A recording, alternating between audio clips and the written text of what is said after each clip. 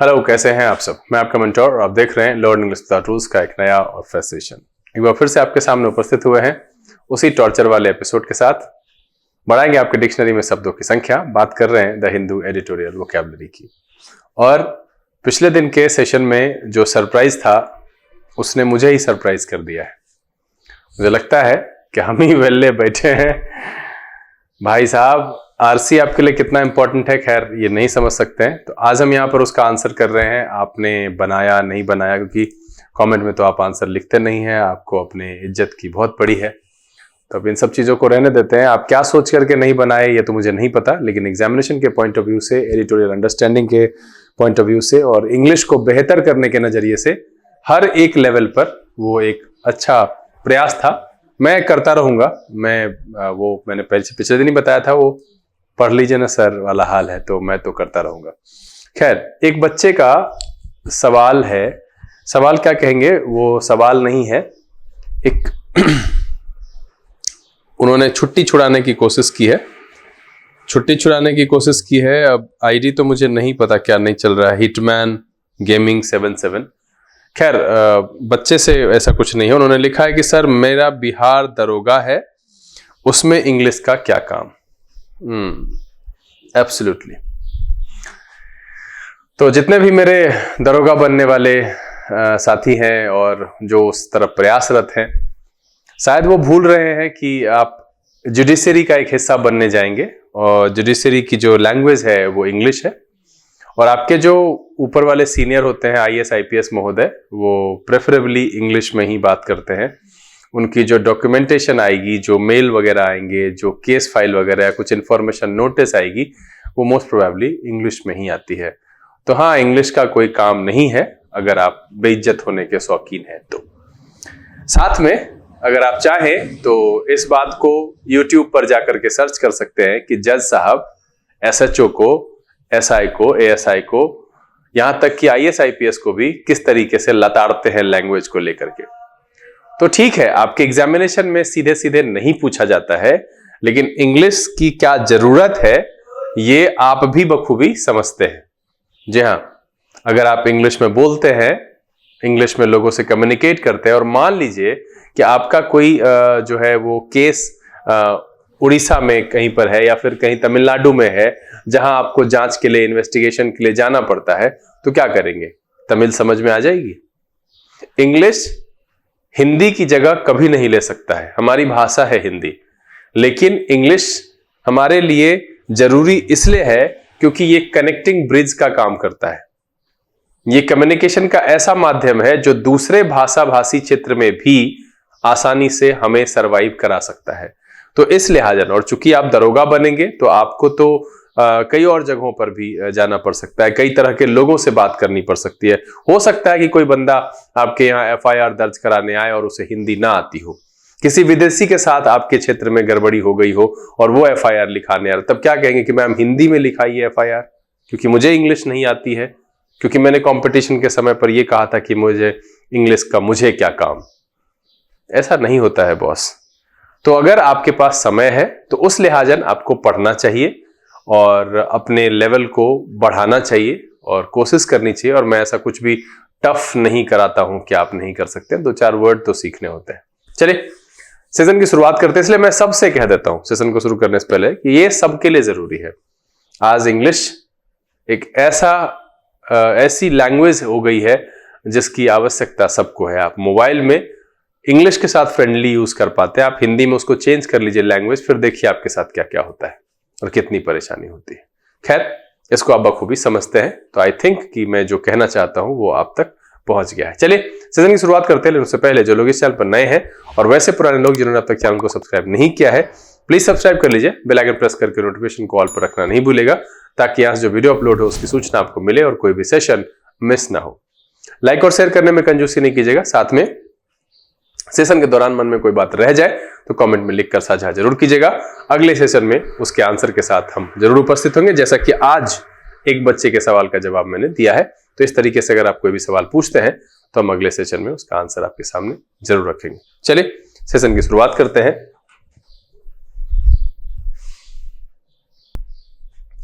Learning without tools के session में एक बार फिर से आप सबका तहे दिल से स्वागत है। उम्मीद है आप सब तैयार हैं। तो चलिए फटाफट सेशन की शुरुआत करेंगे, लेकिन आज पहले हम आरसी का आंसर बताएंगे और सिर्फ आंसर बताएंगे, इसको एक्सप्लेन करके पढ़ाएंगे नहीं। अगर आपको कोई परेशानी हो, कुछ पूछना हो, कुछ समझ में नहीं आया हो कि आंसर बी की जगह डी होना चाहिए, सर बी क्यों कर दिया, तो आप मुझे कमेंट में लिख करके बता सकते हैं। अगले दिन हम उसको एक्सप्लेन कर देंगे। चलिए यहां पर जो मैंने आपके सामने आरसी रखा था उसमें पहला सवाल था कि what factor has contributed to the ICC Champions Trophy survival despite the crowded cricket calendar. इसका ऑप्शन है B, commercial appeal and desire for ICC branded tournaments. ये इसका आंसर हो जाएगा, ऑप्शन नंबर बी। दूसरा जो सवाल है वो कह रहा है what was the primary reason India initially refused to tour Pakistan for the Champions Trophy. इसका भी रीजन है political tension between India and Pakistan. ये भी आंसर है बी। और फॉर्चुनेटली या अनफॉर्चुनेटली जो भी कहिए, क्वेश्चन मैंने ऐसे सेट कर दिया था कि सबका ऑप्शन बी ही आंसर है। ठीक है, अगला देखिए सवाल क्या कह रहा है, which of the following is consequence of the DDoS attack on Kaveri 2.0 portal as mentioned in the passage. ये था disruption of the portal's functioning and reduction in registration. चलिए चौथा सवाल है what is the primary purpose of DDoS attack as described in the passage? To overwhelm the system and cause a service disruption. क्या है? To overwhelm the system and cause a service disruption. ये इसका answer हो जाएगा। आखिरी जो सवाल है कह रहा है which team is India facing in their opening match of the Champions Trophy 2025 according to the passage? वो है बांग्लादेश।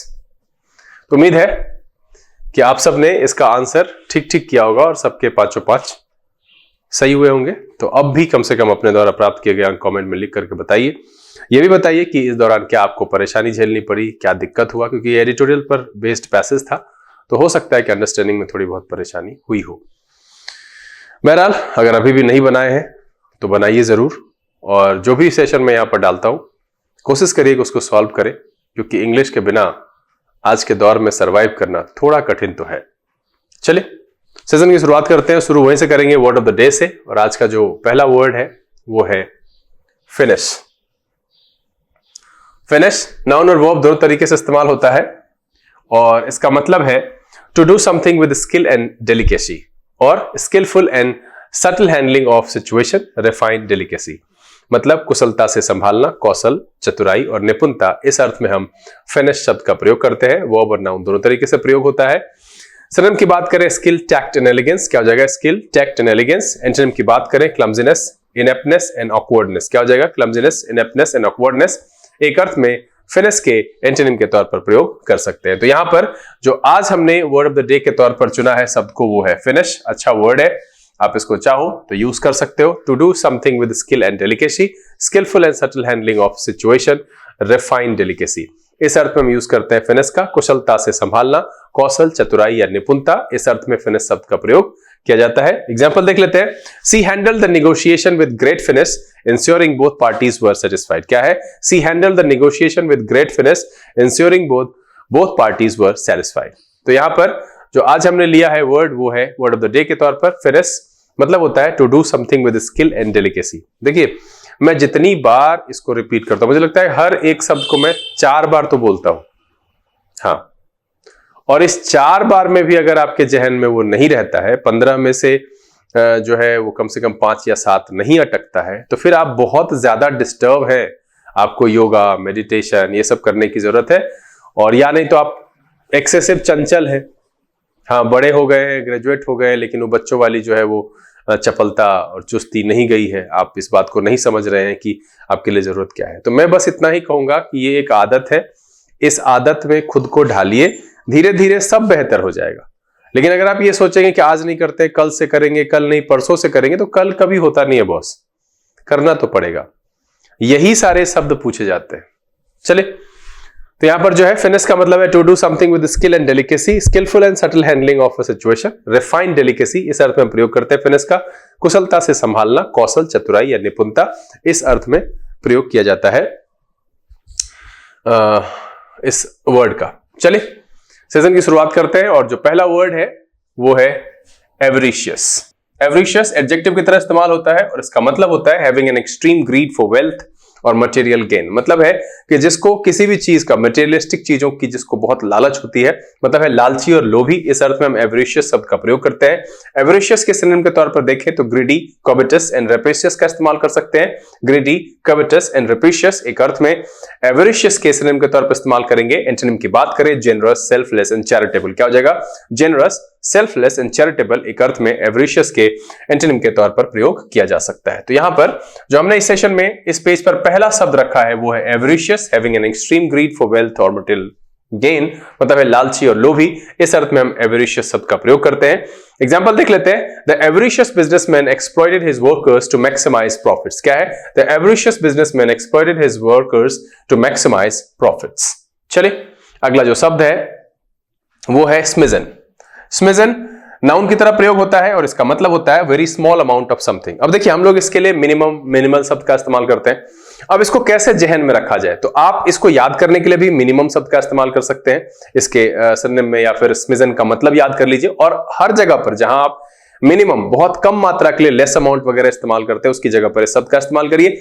ये आपके रेगुलर जुबान पे चढ़ भी जाएगा, याद भी रहेगा, और एग्जामिनेशन के पॉइंट ऑफ व्यू से और इंग्लिश को बेहतर करने की दृष्टि से भी ये अच्छा हो जाएगा। तो स्मिजन का मतलब क्या है? थोड़ी मात्रा या बहुत कम। इस अर्थ में हम स्मिजन शब्द का प्रयोग करते हैं। हाँ, ये अंग्रेजों की खुराफात एक्स्ट्रा डी है जिसको नहीं बोलना है। हाँ, उन लोग को आदत है कि जहां नहीं अच्छा लग रहा है SMIGN लिखते तो सब पढ़ लेता, इसको कुछ थोड़ा सा डी लगा करके थोड़ा एंटरटेनिंग कर दिया कि तू पढ़े स्मिडजेन, हम पढ़ो स्मिजन, तो आप भी पढ़िए अब से स्मिजन। सिनोनिम की बात करें बिट, ट्रेस एंड मॉर्सल। क्या हो जाएगा? बिट, ट्रेस एंड मॉर्सल एक अर्थ में स्मिजन के सिनोनिम के तौर पर प्रयोग करेंगे। एंटोनिम की बात करें एबंडेंस, प्लेंटी एंड सरप्लस। क्या हो जाएगा? एबंडेंस, प्लेंटी एंड सरप्लस एक अर्थ में स्मिजन के एंटोनिम के तौर पर प्रयोग कर सकते हैं। तो यहां पर जो इस पेज पर हमने दूसरा शब्द रखा है वो है smidgen, a very small amount of something, थोड़ी मात्रा या बहुत कम। इस अर्थ में हम स्मिजन शब्द का प्रयोग करते हैं। एग्जांपल देख लेते हैं। She added just a smidgen of sugar. देखिए क्या मस्त है ना, लेस अमाउंट ऑफ शुगर की जगह पर क्या लिखा गया है? स्मिजन ऑफ शुगर। क्या बेहतरीन है। इंग्लिश का वेटेज शब्दों से बढ़ जाता है बॉस। आप नॉर्मल शब्द इस्तेमाल करते तो लगता है ऑर्डिनरी इंग्लिश है। यही जब आप पेपर में पढ़ते शब्द अच्छे मिलते हैं आपको लगता है अरे क्या लिखा गया। भैया इज वही होता है, हैज वही होता है, हैव वही होता है, वर्ब फॉर्म्स बदलते हैं हम। जो नॉर्मली हम कुछ एक साधारण शब्द के लिए इस्तेमाल करते हैं उसके लिए कुछ और नया यूज किया जाता है और इंग्लिश प्रभावी दिखती है। तो बेहतर यही है कि आप भी इसको कोशिश करें। She added just a smidgen of sugar to her tea to enhance the flavour. क्या है? She added just a smidgen of sugar to her tea to enhance the flavour. इस पेज पर जो हमने दो शब्द रखा है, पहला है एवरिशियस, मतलब होता है having an extreme greed for wealth or material gain, लालची और लोभी। इस अर्थ में हम एवरिशियस शब्द का प्रयोग करते हैं। दूसरा जो शब्द है वो है smidgen, a very small amount of something, थोड़ी मात्रा बहुत कम। इस अर्थ में स्मिजन शब्द का प्रयोग किया जाता है। चलिए अगले पेज पर बढ़ते हैं। अगला जो शब्द है वो है ऑब्सनिटी। ऑब्सनिटी नाउन की तरह प्रयोग होता है और इसका मतलब होता है ऑफेंसिव और इनडिसेंट बिहेवियर, लैंग्वेज और इमेजेस, मतलब है अश्लीलता और अभद्रता, जो कि हमारे समाज का अब न्यू नॉर्मल है। हाँ, सब लोग ये लगे हुए हैं। गैंग्स ऑफ वासेपुर से जो है गालियां देने का सिलसिला शुरू हुआ फिल्मों में। पहले गाली नहीं पड़ती थी, मैं जब पुरानी फिल्में देखा करता था, छोटा था, तो उस समय में जो भी बहुत सारी अच्छी फिल्में आई, ऐसा नहीं कह रहा हूं कि आज की फिल्में अच्छी नहीं होती, तो वहां पे गाली वाली नहीं पड़ता था। गाली वाली पड़ जाए तो लगता था क्या बोल दिया फिल्म में, पापा के साथ कैसे बैठेंगे, पापा के सामने कैसे बैठ के देखेंगे, ये तो गाली दी नहीं जाती थी। और आजकल मम्मी सिस्टर सब एक कर रहे हैं और ये न्यू नॉर्मल है। हाँ, बेटा बाप साथ में बैठ करके डैश डैश सुन रहा है, तो हो सकता है अगले दिन ट्राई हो, गुस्सा हो, पिताजी को बेटाजी से झगड़ा हो, उसमें कौन किसको देख के मारेगा, किसकी मम्मी सिस्टर एक करेगा, क्या पता, क्योंकि फिल्में तो समाज का आईना होती है। तो उसके बाद जो है रिस्ट्रिक्शन टूट गया। जब यहां लगने लगा कि कुछ गड़बड़ है तो हम उसको ओटीटी पे फेंक दिए कि अब ज्यादा अश्लील होना है, न्यू नॉर्मल, तो ओटीटी पे चले जाओ। हाँ, पर्सनल अपने अपने फोन में ट्रेनिंग लो कि जब ऐसा सिचुएशन आएगा तो कौन सा गाली देना बेहतर है। यही तो सिखाते हैं। और क्या, फिल्म में कहानी क्या है? वही है, हीरो हीरोइन प्यार किया, घर से भाग गया, देख गरिया रहा है, रे फलनमा पकड़ डैश डैश डैश, ये तो चल रहा है। आजकल नंगापन जो है वो न्यू नॉर्मल है। फटे चिटे कपड़े पहनती हैं लड़कियां, लड़के कहते हैं न्यू नॉर्मल, कूल। तो हमरे गली का जो कुकुर है सबसे ज्यादा कूल, भैंसिया कूल, गाय कूल, और हम ये देखो पूरा कपड़ा ब्लडी फूल। हमको लोग गंवार, अरे गाय पाल लेते हैं, मेरे पापा जी गाय पाले, लोग ये गंवार है इसके पापा। हमारा एगो दोस्त है विक्टर, उसके पापा डॉगी रखे हैं, वो एडवांस है। पढ़े लिखे। हमको तो ये पता नहीं चलता सुबह सुबह कुत्ता चरा क्या मिलता है, न गाय चरा के तो हमको दूध घी मिलता है। भाई बताइएगा जरूर, नहीं पूछ नहीं रहे, मन करे तो लिख सकते हैं कमेंट में से। चलिए, बहुत अभद्रता फैला दिए ना, तो नॉर्मल बात है ना जी। हम तो बीप भी चला रहे हैं इसमें, डैश डैश, अपने हिसाब से स्वादानुसार रख सकते हैं। देखिए ऑब्ससेनिटी का क्या मतलब है, ऑफेंसिव और इनडिसेंट बिहेवियर, लैंग्वेज और इमेजेस, मतलब है अश्लीलता और अभद्रता। देखिए बिल्कुल नहीं होना चाहिए। अश्लील सभी लोग होते हैं, पर अपने प्राइवेट लाइफ में सोशल डिसेंसी बहुत जरूरी है। यह हमें सिखाता है कि what is the value of my mom, what is the value of my dad, sister, brother, friendship, relationship. Decency से ही मेंटेन होता है बॉस। इसलिए ये शब्द हमारे काम का नहीं है, इंग्लिश के हिसाब से है। ऑब्ससेनिटी का क्या मतलब है, ऑफेंसिव और इनडिसेंट बिहेवियर, लैंग्वेज और इमेजेस। सिनोनिम की बात करें, वल्गैरिटी, इंडिसेंसी एंड प्रोफेनिटी। क्या हो जाएगा, वल्गैरिटी, इंडिसेंसी एंड प्रोफेनिटी। एक अर्थ में ऑब्ससेनिटी के सिनोनिम के तौर पर इस्तेमाल करेंगे। एंटोनिम की बात करें, डिसेंसी, मॉडेस्टी एंड प्योरिटी। क्या हो जाएगा, डिसेंसी, मॉडेस्टी एंड प्योरिटी एक अर्थ में ऑब्ससेनिटी के एंटोनिम के तौर पर प्रयोग किया जा सकता है। तो यहां पर जो हमने दूसरा शब्द रखा है, ये पहला शब्द है इस पेज का और सेशन का तीसरा है, वो है ऑब्ससेनिटी। सिनोनिम की बात करें तो vulgarity, indecency and profanity. Antonym की बात करें, decency, modesty and purity. Example देख लेते हैं। The movie was ban due to its excessive obscenity and inappropriate content. सुने क्या ऐसा, आजकल ये सब नहीं होता है। एनिमल जैसा मूवी जो होता है अवार्ड विनिंग होता है, और वनवास जैसी मूवी, सुने क्या नाम वनवास का? नहीं, हमको पैसा वैसा नहीं मिला है वनवास को प्रचार करने के लिए, पता है। मम्मी को दिखाए थे हम इस बार, बहुत खुश हुई मेरी मम्मी, बहुत दिन के बाद ऐसा सिनेमा देखे हम। हाँ, उनका वाला सिनेमा था, ये वाला नहीं था। देखिएगा, सबको देखना चाहिए। ऑब्ससेनिटी का मतलब यहां पर जो एग्जांपल लिखा है, the movie was banned due to its excessive obscenity and inappropriate content. चलिए, अगला जो शब्द है वो है डिप्रेव्ड। डिप्रेव्ड वर्ब की तरफ, अरे नहीं, वर्ब की तरफ प्रयोग नहीं होता है, ये एडजेक्टिव की तरफ प्रयोग हुआ। ध्यान रखिएगा, कभी कभी हो जाता है प्रिंटिंग मिस्टेक। तो डिप्रेव्ड एडजेक्टिव की तरफ प्रयोग होता है और इसका मतलब होता है मोरली करप्ट और विकेड, मतलब है भ्रष्ट या दुष्ट। इस अर्थ में हम डिप्रेव्ड शब्द का प्रयोग करते हैं। सिनोनिम की बात करें, करप्ट, विकेड एंड वाइल। क्या हो जाएगा, करप्ट, विकेड एंड वाइल एक अर्थ में डिप्रेव्ड के सिनोनिम के तौर पर प्रयोग करते हैं। एंटोनिम की बात करें, वर्चुअस, मोरल एंड राइटियस। क्या हो जाएगा, वर्चुअस, मोरल एंड राइटियस एक अर्थ में डिप्रेव्ड के एंटोनिम के तौर पर प्रयोग कर सकते हैं। तो यहां पर हमने जो इस पेज पर दूसरा शब्द रखा है वो है डिप्रेव्ड, मोरली करप्ट और विकेड, भ्रष्ट या दुष्ट। इस अर्थ में हम डिप्रेव्ड शब्द का प्रयोग करते हैं। एग्जांपल देख लेते हैं। The criminals deprived actions shock the entire community. क्या है, the criminals deprived actions shock the entire community. इस पेज पर जो हमने दो शब्द रखा है, पहला है ऑब्ससेनिटी, ऑफेंसिव और इनडिसेंट बिहेवियर, लैंग्वेज और इमेजेस, अश्लीलता और अभद्रता। इस अर्थ में हम ऑब्ससेनिटी शब्द का प्रयोग करते हैं। दूसरा शब्द जो हमने रखा वो है डिप्रेव्ड, मोरली करप्ट और विकेड। और ध्यान दीजिएगा कि ये एडजेक्टिव है, वर्ब की तरह इसका इस्तेमाल नहीं होता है। मोरली करप्ट एंड विकेड, भ्रष्ट या दुष्ट, इस अर्थ में हम डिप्रेव्ड शब्द का प्रयोग करते हैं। चलिए, अगला जो शब्द है वो है ऑब्सेसिव। ऑब्सेसिव एडजेक्टिव की तरह प्रयोग होता है और इसका मतलब होता है excessively preoccupied with a particular idea, thought और एक्टिविटी। देखिए, ऑब्सेसिव जो है ये एक प्रकार का मेंटल स्टेट वाला डिजीज है। मैं धीरे धीरे बोलता हूं क्योंकि तेज बोल दूंगा तो आप लोग तो कुछ और ही सुन लेंगे।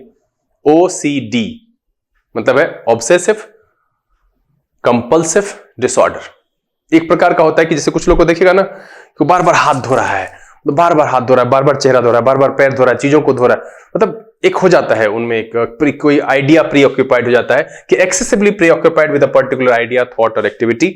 मतलब है कि जुनूनी और ग्रसित। इस अर्थ में हम ऑब्सेसिव शब्द का प्रयोग करते हैं। सिनोनिम की बात करें, कंपल्सिव, फिक्सेटेड एंड फैनेटिकल। क्या हो जाएगा, कंपल्सिव, फिक्सेटेड एंड फैनेटिकल एक अर्थ में ऑब्सेसिव के सिनोनिम के तौर पर प्रयोग कर सकते हैं। एंटोनिम की बात करें, इंडिफरेंट, अनकंसर्न एंड डिटैच्ड। क्या हो जाएगा, इंडिफरेंट, अनकंसर्न एंड डिटैच्ड एक अर्थ में ऑब्सेसिव के एंटोनिम के तौर पर प्रयोग किया जा सकता है। तो यहां पर जो इस पेज पर पहला शब्द है वो है obsessive, excessively preoccupied with a particular idea, thought और एक्टिविटी। इस अर्थ में हम प्रयोग करते हैं ऑब्सेसिव शब्द का, जुनूनी और ग्रसित। एग्जांपल देख लेते हैं। He has an obsessive desire for perfection in his work. क्या है, he has an obsessive desire for perfection in his work. चलिए, अगला जो शब्द है, अरे इसका नंबर चेंज करिए, ये छठा है, एक्सक्रीटा, एक्सक्रीटा नाउन की तरह इस्तेमाल होता है। जी हाँ, एक्सक्रीटा नाउन की तरह इस्तेमाल होता है और इसका मतलब होता है waste matter discharge from the body such as faeces और यूरिन। मल मूत्र और उत्सर्जन जो होता है उसके लिए हम एक्सक्रीटा शब्द का यूज करते हैं। सिनोनिम की बात करें, वेस्ट, डिस्चार्ज, बॉडीली वेस्ट, एक अर्थ में एक्सक्रीटा के सिनोनिम के तौर पर इस्तेमाल करेंगे। एंटोनिम की बात करें, प्योरिटी, क्लीननेस एंड फिल्ट्रेशन, एक अर्थ में एक्सक्रीटा के एंटोनिम के तौर पर रखा जा सकता है। देखिए, जब कभी मैं कहता हूं एक अर्थ में, तो मतलब यह है कि सिचुएशनल अगर वो पैराग्राफ में इस्तेमाल हो रहा है तो हो सकता है कि उस संदर्भ में ये सारे शब्द हो, क्योंकि एग्जैक्ट मुझे नहीं पता कि एक्सक्रीटा का वहां किस अर्थ में इस्तेमाल किया जाएगा। तो आप हर बार ये नहीं कह सकते कि हर बार इसका सिनोनिम एंटोनिम संदर्भ के हिसाब से वो बदलेगा।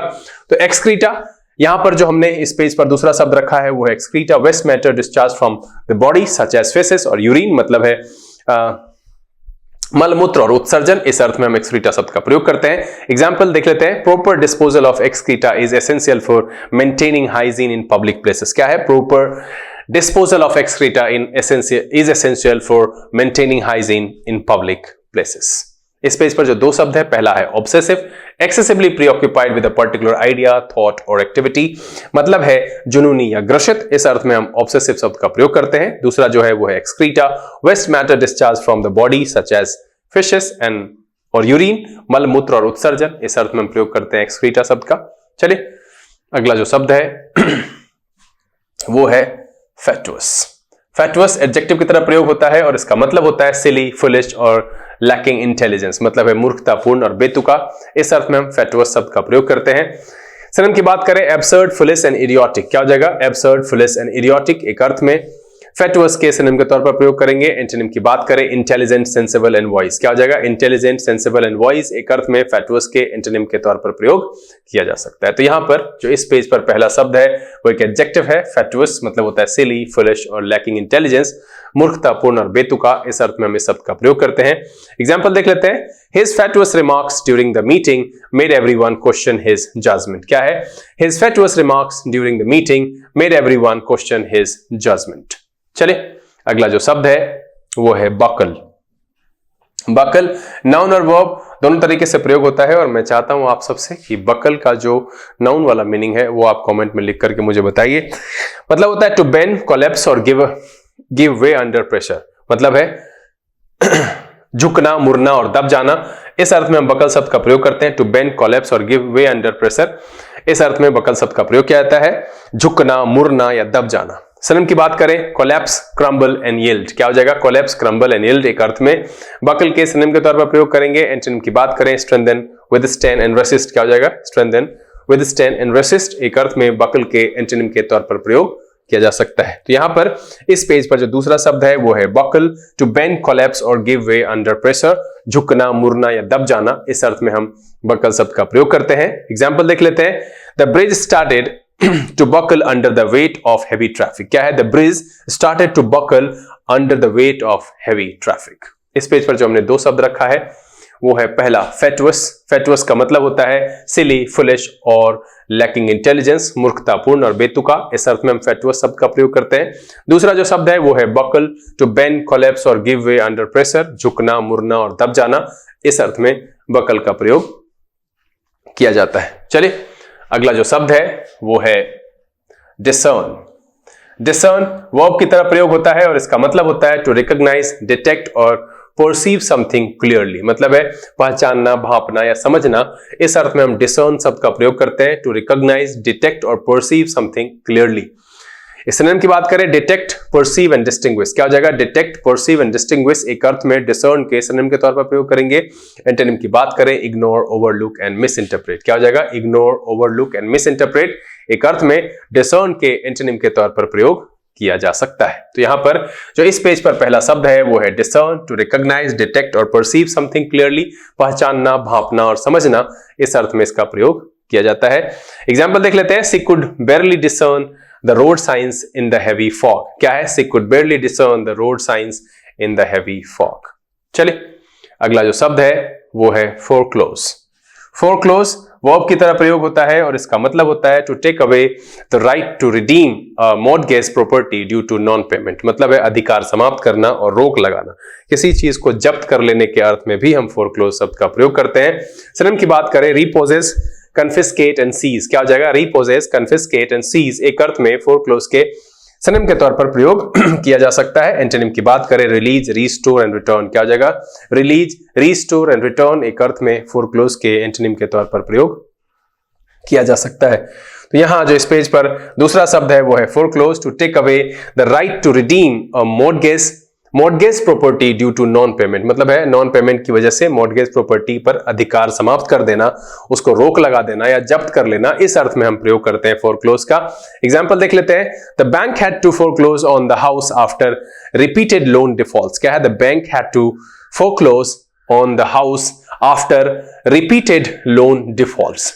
इस पेज पर जो दो शब्द हमने पढ़ा है, पहला है डिसर्न, टू रिकॉग्नाइज, डिटेक्ट और परसीव समथिंग क्लियरली, क्या है? टू रिकॉग्नाइज, डिटेक्ट और परसीव समथिंग क्लियरली, पहचानना, भांपना और समझना, इस अर्थ में हम प्रयोग करते हैं डिसर्न का।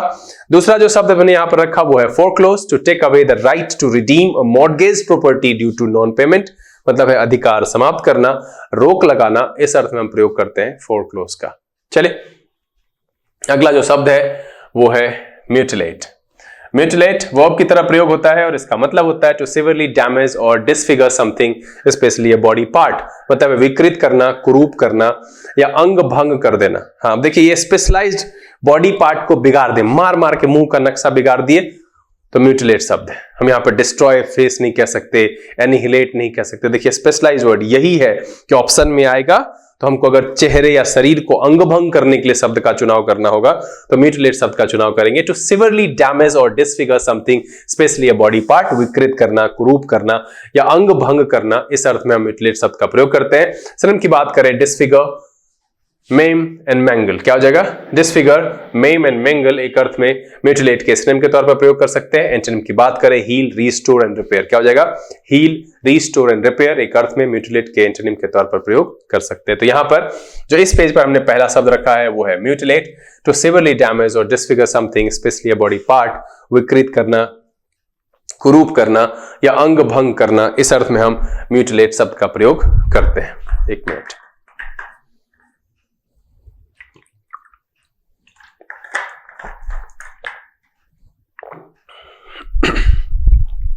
एग्जाम्पल देख लेते हैं। The ancient statue was mutilated by vandals, क्या है? The ancient statue was mutilated by vandals. अब मैं समझता हूं कि आप सबको यहां पर एक सवाल पूछा जाए।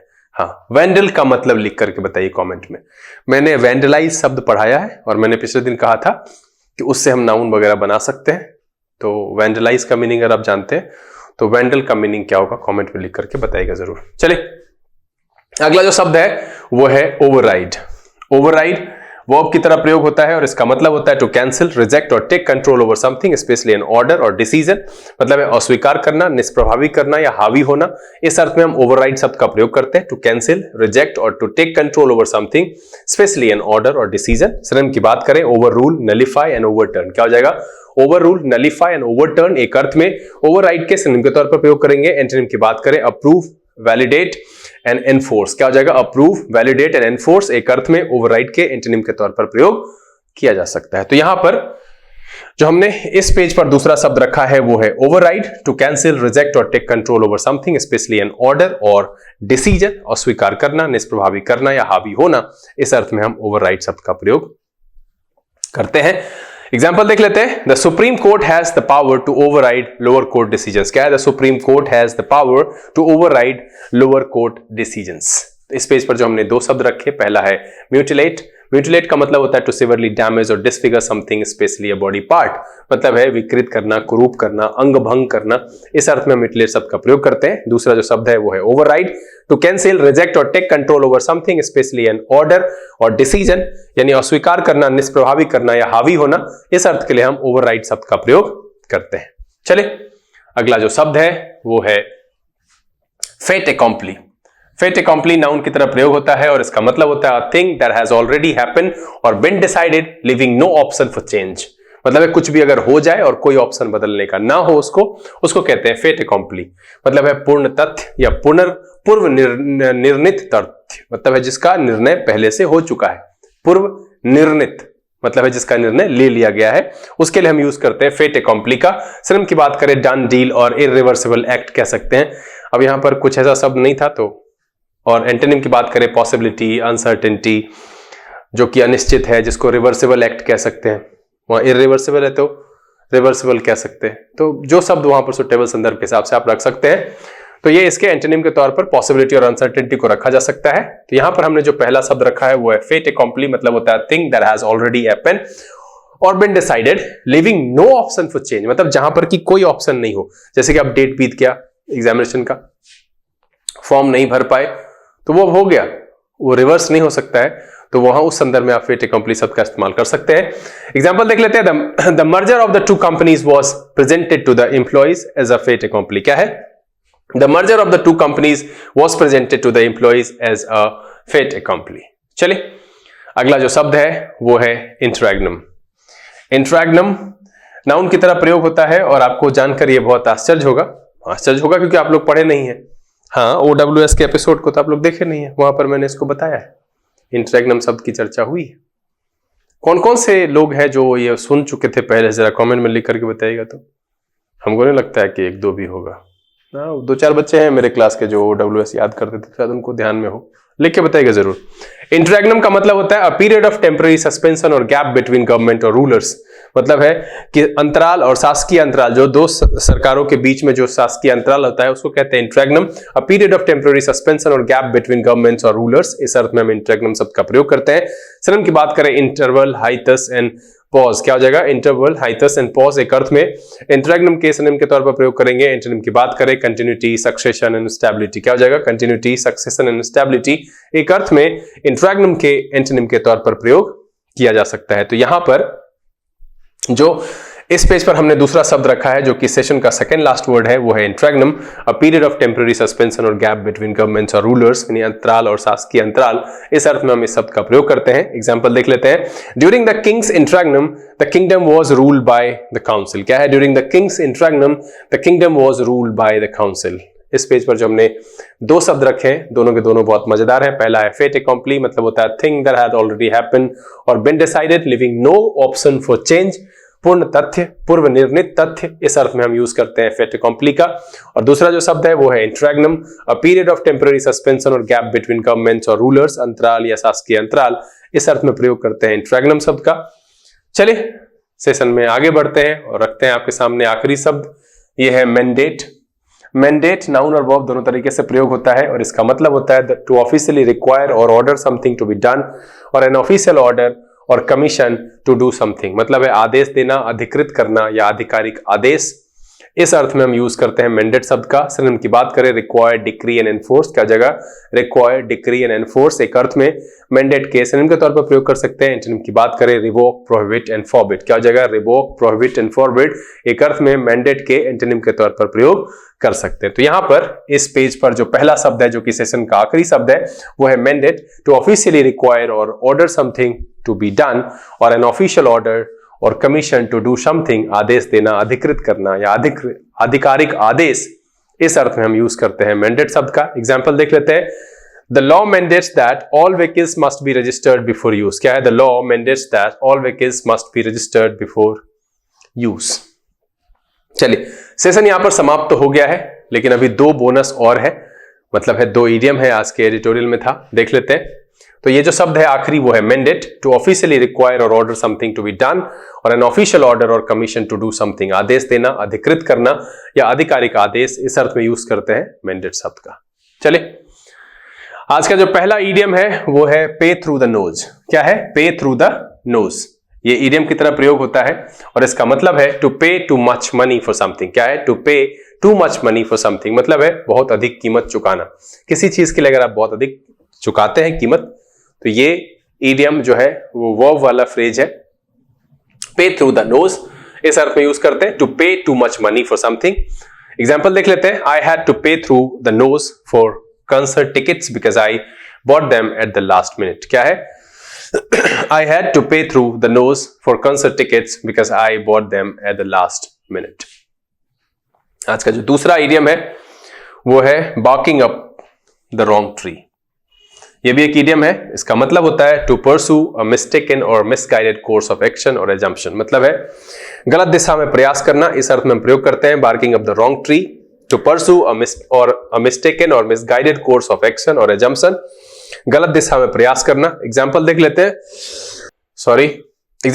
हैं, if you think I stole your book you are barking up the wrong tree I haven't seen it. कहता है if you think I stole your book you are barking up the wrong tree I haven't seen it. तो यहां पर जो दो हमने रखा है, पहला है पे थ्रू द नोज, टू पे too much money for something. अगर किसी चीज के लिए हम बहुत ज्यादा कीमत चुकाते हैं तो उसके लिए आप ये इडियम इस्तेमाल कर सकते हैं। दूसरा है कि अगर गलत दिशा में कोई कुछ प्रयास कर रहा है या आप ही कर रहे हो तो इसके लिए आप इस्तेमाल कर सकते हैं barking up the wrong tree, to pursue a mistaken और मिसगाइडेड कोर्स ऑफ एक्शन और एजम्पशन। गलत दिशा में प्रयास करना, इस अर्थ में यूज करते हैं barking up the wrong tree. उम्मीद है कि आज के सेशन में जो वर्ड ऑफ द डे को मिलाते हुए और ये दो ईडियम्स रख करके कुल जो 16 वर्ड, दो ईडियम आपके सामने रखे गए, सबके सब नए थे, पढ़ करके मजा आया, बहुत कुछ सीखने के लिए मिला और फाइनली ये सेशन पसंद आया। अगर ये वीडियो अच्छा लगा आप इसको लाइक कर दीजिए। अब तक चैनल सब्सक्राइब नहीं किया है तो प्लीज सब्सक्राइब कर लीजिएगा। बेल आइकन प्रेस करके नोटिफिकेशन कॉल पर रखना नहीं भूलेगा ताकि आज जो वीडियो अपलोड हो उसकी सूचना आपको मिले और कोई भी सेशन मिस ना हो। समय विद्यालय का बहुत जल्द इस तरह के एपिसोड के साथ फिर आपके सामने उपस्थित होंगे। तब तक के लिए आप घर में रहिए, अपना और अपने परिवारजनों का ख्याल रखिए, खुश रहिए, मस्त रहिए, लेकिन पढ़ते लिखते जरूर रहिएगा। लर्निंग विद रूल्स किचन से this is BK Singh signing off. Keep reading, keep practising. Thank you, God bless you.